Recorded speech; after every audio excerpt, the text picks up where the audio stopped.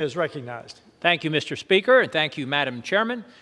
2 weeks ago, President Biden ignored the will of this Congress and issued a veto message of my resolution, which would have nullified the resolution, his reckless, unconstitutional, immoral student loan transfer scheme. As others have said, he's not trying to forgive student loans. He's trying to saddle unsuspecting taxpayers with the burden of paying for others' student loan debt. But Republicans and Democrats should come together, as they have already done on a bipartisan basis, and send a strong message on congressional authority to the executive branch. Again, President Biden simply does not have the authority to forgive student loans and thus spend hundreds of billions of dollars, taxpayer dollars, hard-earned taxpayer dollars, as he transfers debt to those who did not incur it.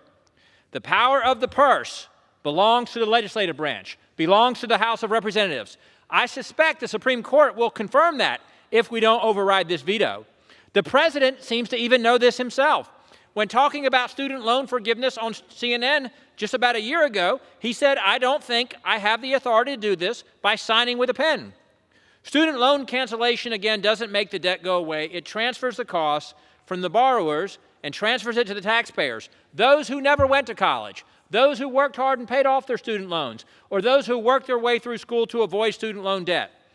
In fact, 60% of the constituents in my district do not have a college degree, yet the Biden administration wants them to have to pay for the college education of others, those even earning up to $250,000 in a typical family, or a non-typical family, I should say. So we're going to make plumbers and welders and carpenters pay for the student loan debt for the high-income earners.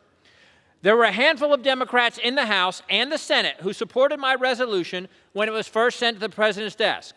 And I urge more of my colleagues on the other side of the aisle to act today to stop the unilateral actions of President Biden that are worsening the education financial crisis, unfairly transferring debt to those who didn't borrow it, and usurping the constitutional congressional authority of this House.